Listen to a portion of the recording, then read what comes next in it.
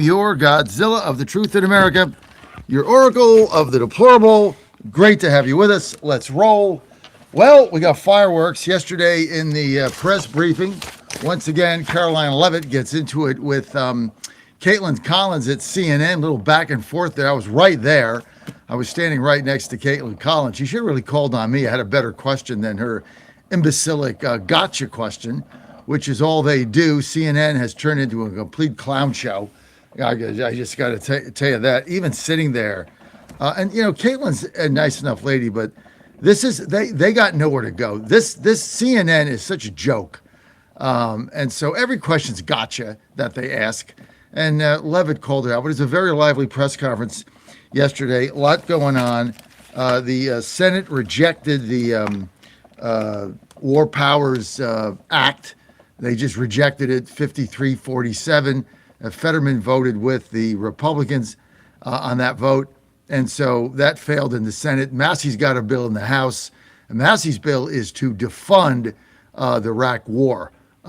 We heard Morgan Griffith yesterday. That's likely to come up today, that bill, with Massey voting with the Democrats, and likely every Democrat voting to defund the Iraq War.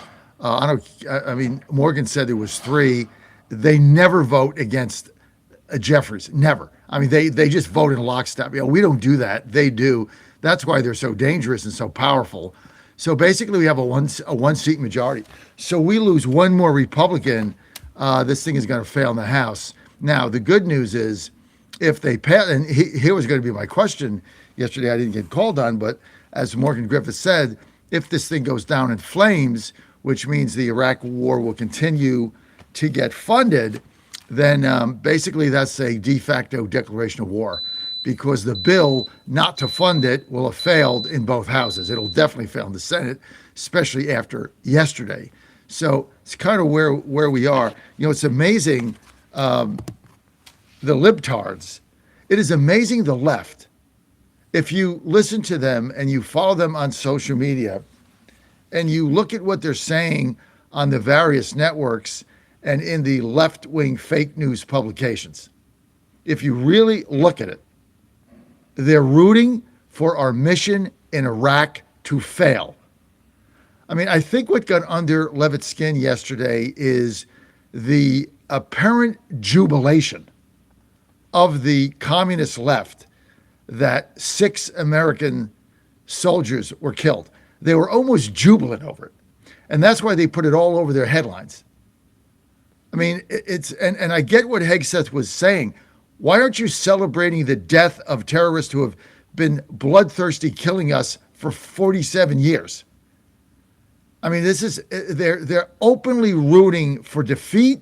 They want it's like, well, you didn't destroy the nuke, you didn't do this, you didn't do that. What are you talking about? The mission's a failure. The objectives haven't been met. Nothing's going right. Our kids are dying. The mullahs are still there. They have a transition government. You didn't think it through. Whatever you're saying is a lie. We're not doing that. Well, it's failing on everything. They want us to fail.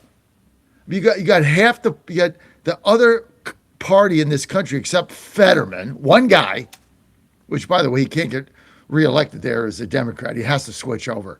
You got one guy. Every single one of them, they're rooting for us to fail. They're jubilant. I don't care what they say. They are absolutely glee when one of our service members perishes. They're gleeful. It's the headlines. I mean, this is the most bizarre thing I've ever seen. And if you really think about this and you watch them, no one is rooting for this American invasion in Iran to succeed. They want the mullahs to stay. It's like they're mourning Khomeini.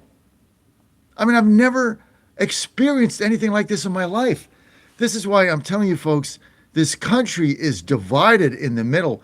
And I disagree with now everything Marjorie Taylor Greene is doing. But when she says we need a divorce, she's right. I mean, we cannot put this back together. I mean, these people they hate America. You got 2 parties, and one of them, the majority of people in elected positions in the Democratic Party hate the country. They hate the very country they live in. They hate everything we stand for. They hate everything about it. The Constitution, Founding Fathers, you name it. They want to discredit everything. And now they're rooting for failure in Iran. Now, what Leavitt said yesterday is after 47 years of Iran killing Americans, since 1979, President Trump is now the only American president that actually did anything. No one did anything. Carter, Reagan, Bush, Clinton, Bush, Obama, Biden, nobody's done anything. One guy did something. She also yesterday absolutely blasted, and I've got some clips here, but let me just recap it. She blasted Obama with this, $1.7 billion in palace. But one thing she said, which she said 3 times, and she kept going back to this when they did the gotcha questions. She said, we're permanently extinguishing Iran's ability to have nuclear weapons and ballistic missiles, permanently destroying it.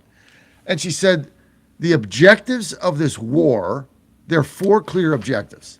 So let me, because she said this, like, she had to keep saying it over and over because the libtard media there, the fake news, didn't understand it. It was, once you get past the number 2 for them, they can't figure it out.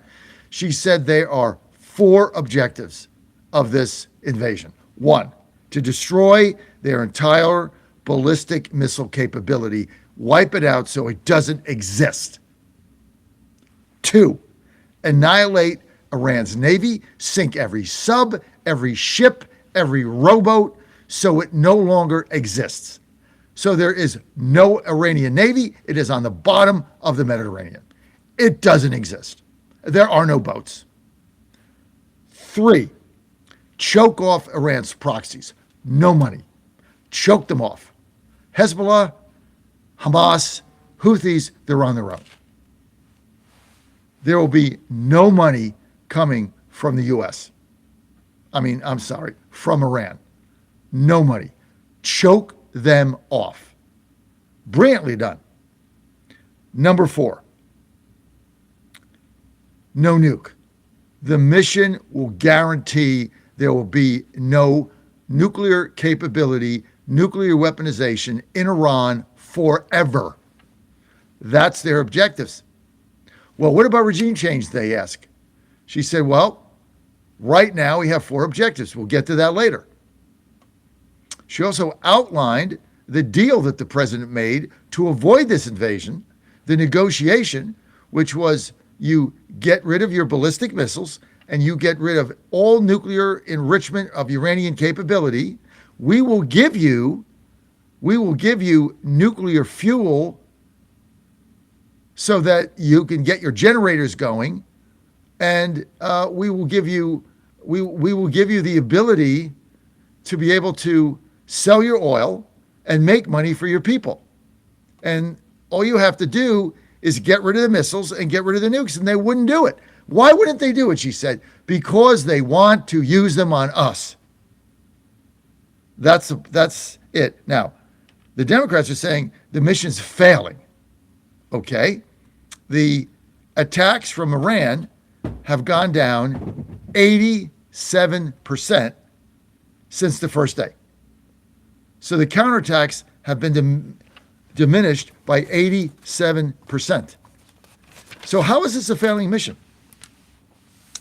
She said, right now, we want complete and total dominance of Iranian air, which we're very close to having. Complete and total dominance means there is no air defense. It doesn't exist. They have cheap drones, but they can't shoot down our planes. And eventually they'll get wiped out as well. So she said, the world knows that Trump was right. And she doesn't really care. Trump doesn't really care what the naysayers are saying. He doesn't care. Also, she said that Spain has relented to let us utilize their bases. And she said that the bottom line is, also in the negotiations, she said they would have lifted all the sanctions. So Trump offered them a way out. They didn't take it. So they simply didn't take it. They didn't take it because their whole existence is to kill us. So why would they take a deal? This is not Latin America where you want to be a communist in power, live a life of luxury, have all the control, screw your people, but live. These are religious nutbag fanatics who want to kill you and don't mind dying if that's what it takes. And so that you cannot negotiate with them. You have to wipe them out. And she said, leaving Iran there was only going to result in one, it was only going to have one result, and that would have been the death and destruction of Americans. She also said, when President Trump makes a threat, you better take it seriously. She was asked about oil. She said that right now the Strait of Hormuz is open. If it closes again or there's a problem, we're going to send in the Navy, and that's going to be that. They sank, one of our subs sank one of their battleships or so-called ships with a torpedo. We haven't done that since the Second World War. It's like all hands on deck, folks. All hands on deck. And we're fighting not only against Iran, their proxies, but we're also fighting against the Democratic Party that the majority of them want this mission to fail, servicemen to die. They want a protracted war so they can get power. They don't care. I've been telling you this now over and over. You're dealing with a party that doesn't care if you die, as long as they can have power. You are simply collateral damage for what they believe is the greater good. And you can't deal with these people either.